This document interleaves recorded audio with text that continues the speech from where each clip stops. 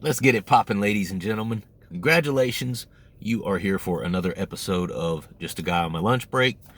It is Monday, quite a nasty, dreary, rainy one here where I'm coming from in mid-state North Carolina. Hope all of you guys are doing well out there. Hope you guys all were able to stay up and watch the Super Bowl. I know I got a couple of fans of the Kansas City Chiefs. Congratulations, Joy. I can't lie. I was actually pulling for San Francisco. Either way, I didn't make it through the damn thing anyway. With a baby at home, I am lucky. When I say lucky, I mean I am lucky to still be awake at 10 o'clock at night, okay? Last night was not dissimilar. I was not able to stay awake for the whole thing. I fell asleep. I did watch most of Usher's halftime show, and then after that was over with, I was like, oh, I can't do it. Dozed off, went to sleep. Of course, when I woke up about 1 or 2 in the morning to take my 2 grams Kratom dose that I take during the night, took a peek at my phone to see what time it was, and of course I saw the headline that the Chiefs actually won the game. Only reason I was pulling for San Francisco, one reason, and one reason only. It's not that I'm a fan of the team. I'm a Carolina Panthers fan. We had the absolute worst, I think the worst record of any team in the NFL, literally, this past season. I'm ride or die, still a fan. My wife actually sang national anthem for the Carolina Panthers back in 2012. So it's one of those things where I have an affinity for that team, and I'll always pull for the Carolina Panthers, whether we suck or whether we don't. This year, we happen to suck. They're making some changes. Hopefully that will change next year, because it wasn't but 6-7 years ago that we were a 16-1 going to the Super Bowl sort of season. So we have that potential. But Christian McCaffrey, he's the one. He's the reason that I was pulling for San Francisco. He was a long-time running back for the Carolina Panthers. Huge fan of him. We were sickened to see him get picked up by the 49ers and leave the Panthers. He was our best player, but as the Panthers tend to do, to cut costs and spread the love around, getting better people in better positions, they likely couldn't afford him anymore. He went to the San Francisco 49ers. And now, they have one of the top players in the NFL as opposed to us, right? But for that, I feel like because he gave the Panthers so much, Christian McCaffrey, that is, felt like I could at least pull for them. And from what I saw the first half, San Francisco looked great. So whatever happened in the second half that I missed, obviously, I guess it took the Chiefs a while to get their footing up under them, but they are absolutely the type of team that can't sleep for 1 second on them, can't make mistakes on them. They're the Super Bowl champions. So anyway, congratulations to them. I'm going to talk a little bit about my taper today. I stayed at 16 grams this weekend. Starting tomorrow morning, I will go ahead and cut down to 15 grams, which will just require me taking 4-gram dose in the morning, 4-gram dose mid-afternoon, and I'll take a 5-gram dose when I get home that evening, and that puts me at 13 grams. And then I'll have 2 grams that I'll wake up and I'll take it around maybe 12, 1 o'clock, something like that, in the middle of the night. And that should help me to sleep on through. At least since I've stabilized myself on the 16 grams, that's what's been happening. Last couple of nights, 16 grams with one small dose of 2 grams around 12, 1 o'clock in the morning has been perfect, just to kind of get me through. I've not been waking up in withdrawal. So I think my body is finally truly starting to stabilize around that amount.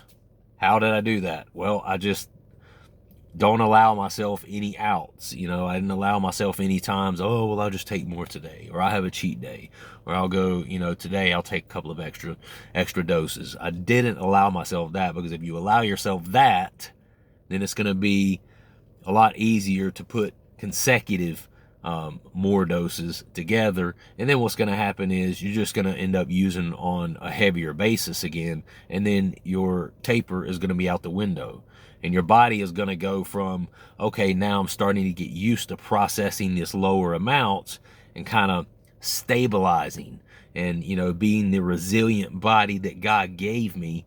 And now I'm stabilizing on these 16 grams. I feel good on the 16 grams now. Your body's no longer doing that. Then it's going to start upping the ante again, expecting the 20, the 25 grams, the 30 grams. If you do that more than a day or two in a row, your body will start anticipating that you're going to do that. And then your taper goes out the window.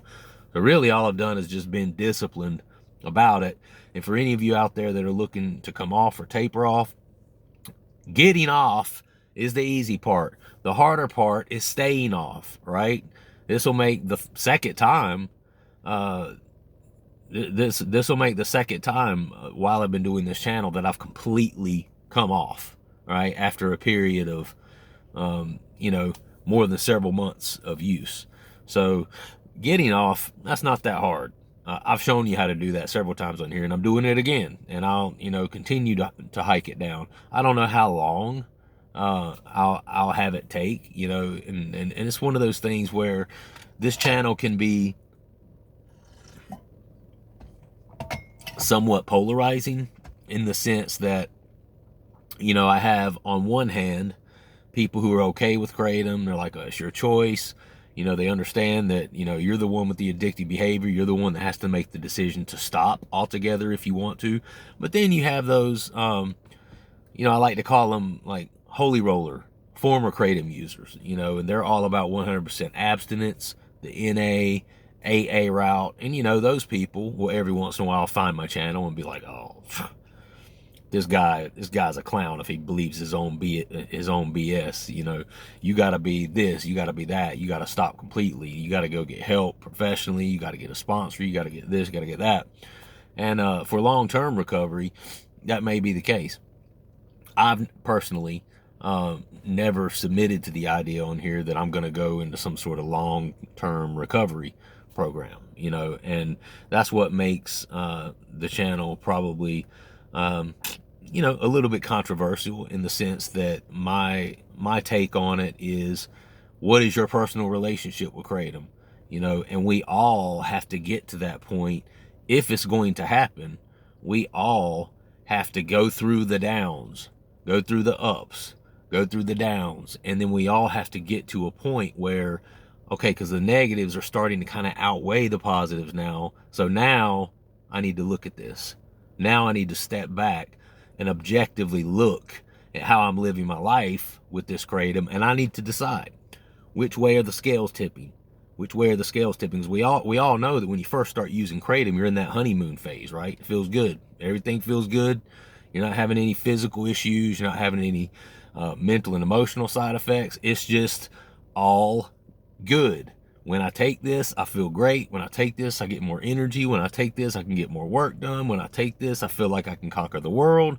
All of these things happen when we first begin to use Kratom. But indefinitely, what will indefinitely happen is, as your tolerance begins to increase to said Kratom, you will eventually get to a point where you will start to experience some of the negative consequences, especially of heavy use, okay?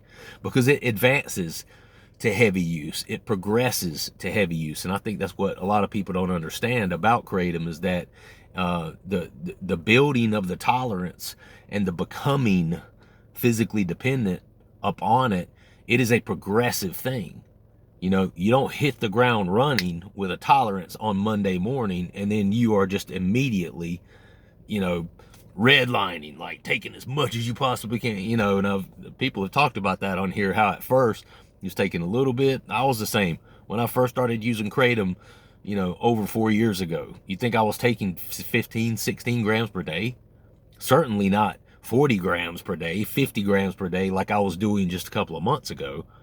I mean, I was taking, you know, just a handful of grams per day, 3 grams, 4 grams, 5 grams per day, you know, during that honeymoon phase with Kratom. But ultimately what happened is my tolerance increased, you know, and especially for those of us who have previous addictions with other sort of opiates, you know, our tolerances, I talked about this a couple of videos ago, our tolerance will get there much quicker like this, compared to someone who's never had an addiction to opiates. So if you've never had any experience with some sort of opiate, whether it be H, whether it be, fentanyl, whether it be painkillers like it was me, if you've never had any experience with opiates, let's say you're a person like you were drinking too much, you just drank alcohol all your life, right? Or you're like a major pothead, but like a major one, one to the point where you kind of need to get off of it or get help for it or whatever.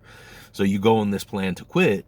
If you're one of those people and then you stumble across Kratom, you could likely go a significant amount longer before you get to that point where your tolerance is through the roof. People like us who have a background with it, I was able to immediately, my body and my mind immediately remembered that feeling of something attaching to those opiate receptors, right?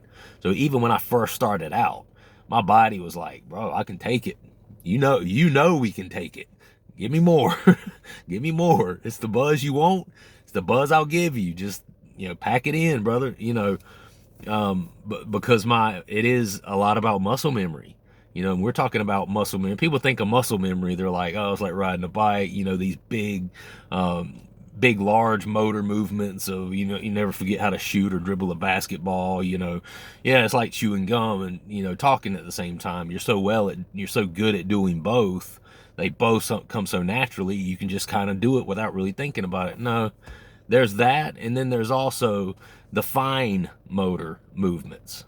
And then there's, even on a more broken down, more significant scale, you've got the internal, muscle movements of the way your brain works. Your brain is a muscle, so you got these muscle movements, things that you can't visibly see, but that are there for people who have a past, substance abuse issue or were addicted to something like pain pills or something like that. Okay. And so for somebody like me, when I first started taking Kratom, my body was almost immediately just like, nah, I can take it, bro.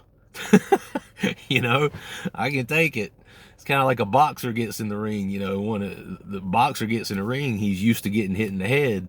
And he's just like, come on, he can take it.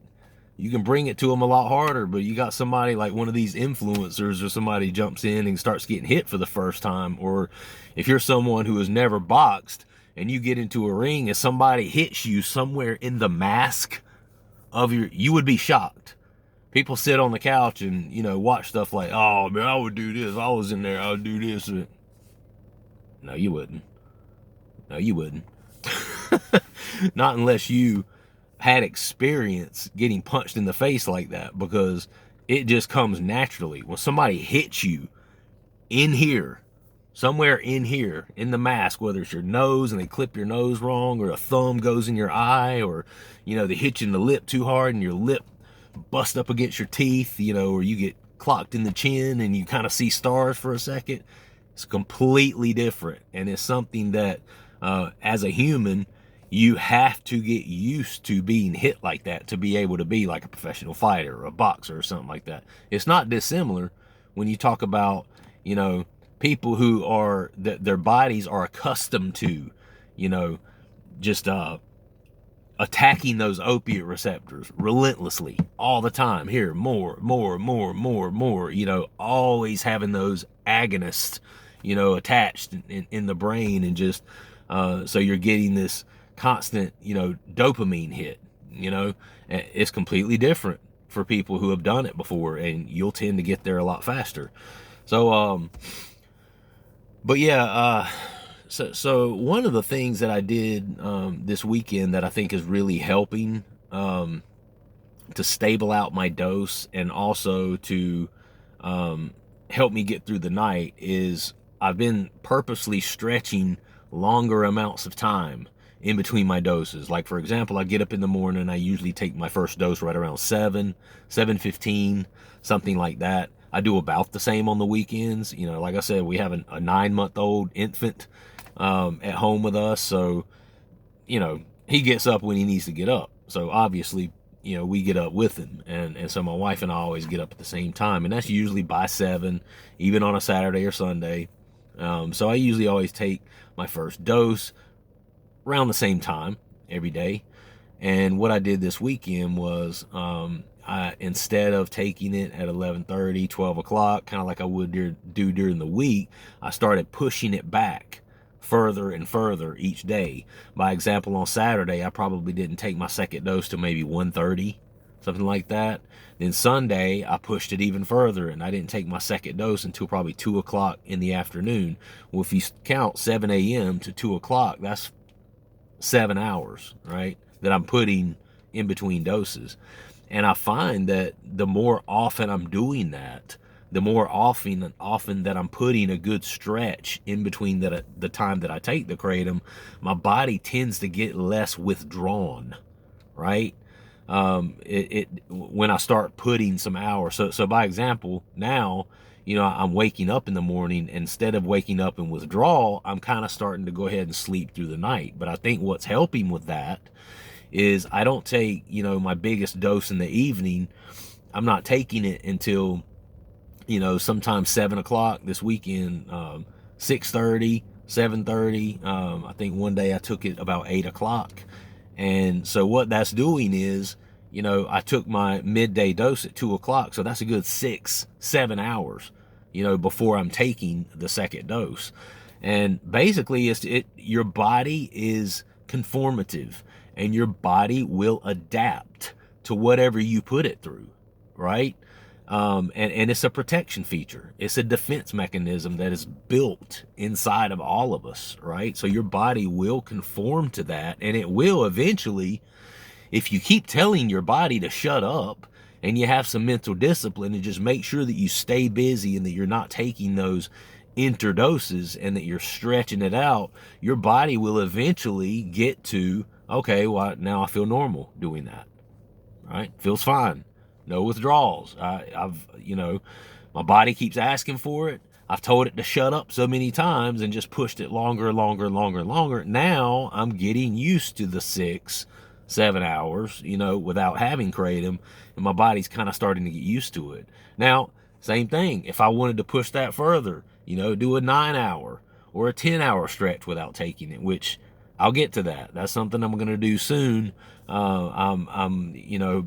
My next move is probably going to be to completely cut out my midday dose and just take it in the morning and then take it again when I get home at night. So I'm going to get to that.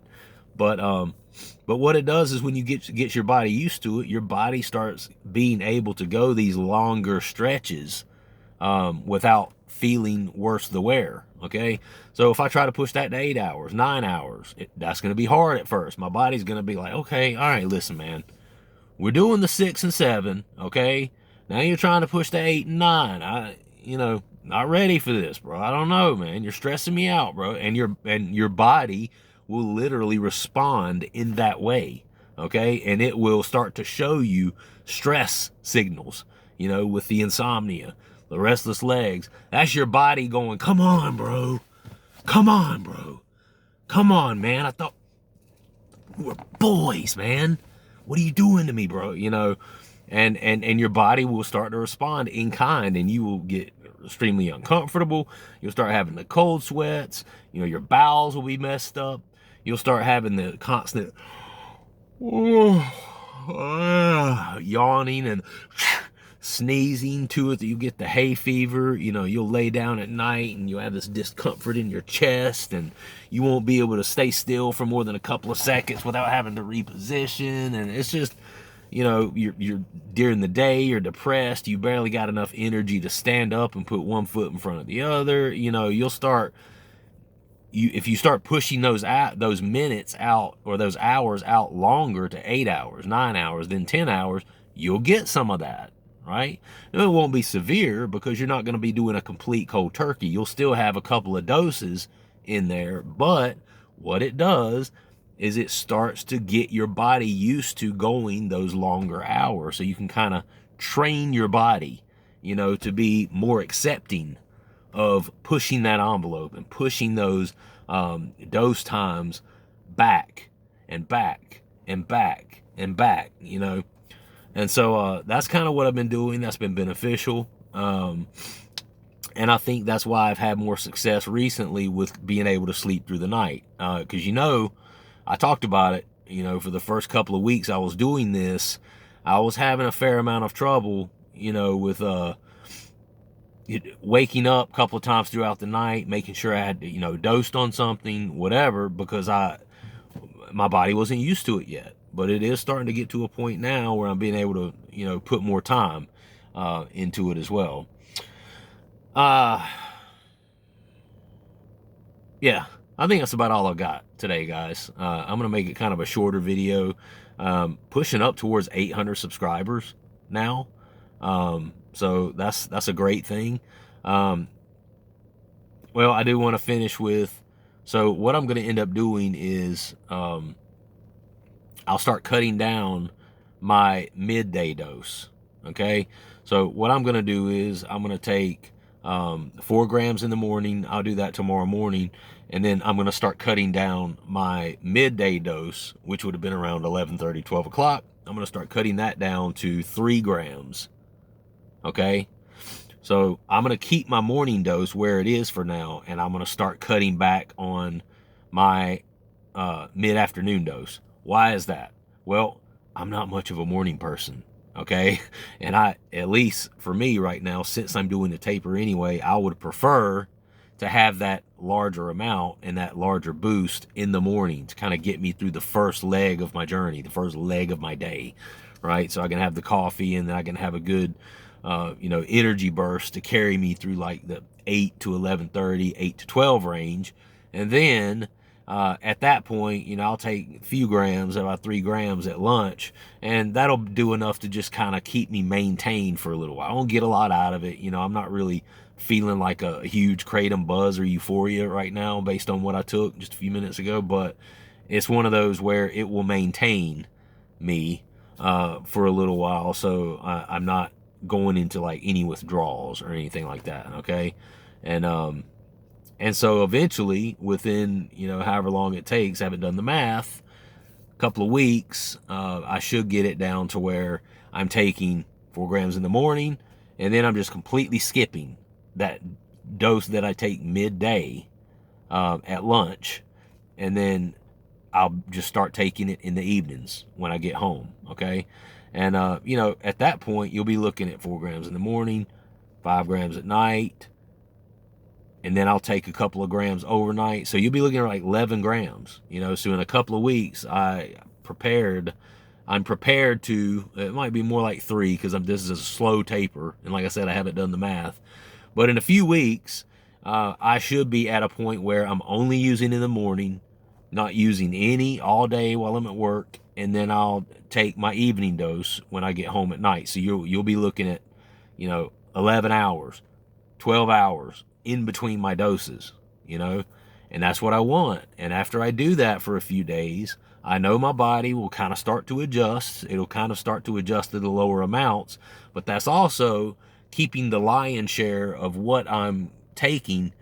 That's keeping it for the evening time where I mostly need it, right? So we talked about that. If you're a person that's tapering, you know, and listen, everyone has a different opinion on this. I have heard some people say, well, you know, I would rather, I have heard people say I would rather not have it when I'm at home. When I'm at home and I don't really have a lot of responsibility or whatever, I would prefer to not take it then. I need it for while I work, right?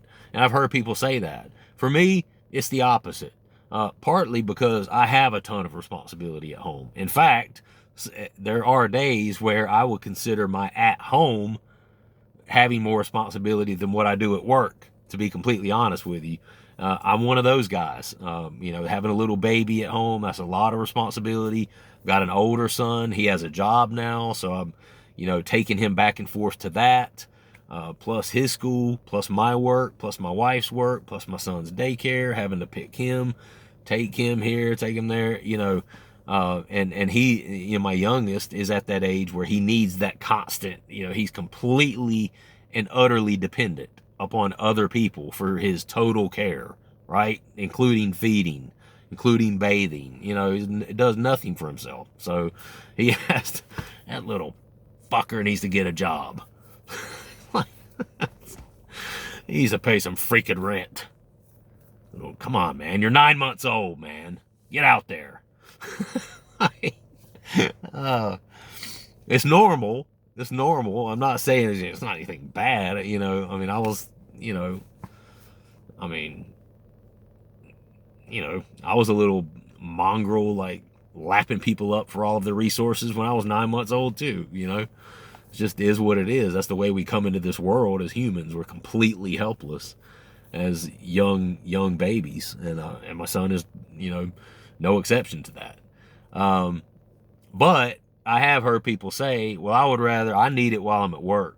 When I'm at home with the family and stuff, I'd rather cut that dose out first. For me, that's not the case because I have a lot going on at home, so I kind of need to be more present and have the energy there. I would rather cut it out of my work day first, right? Because at work, I can go into autopilot mode and it doesn't have to be fun.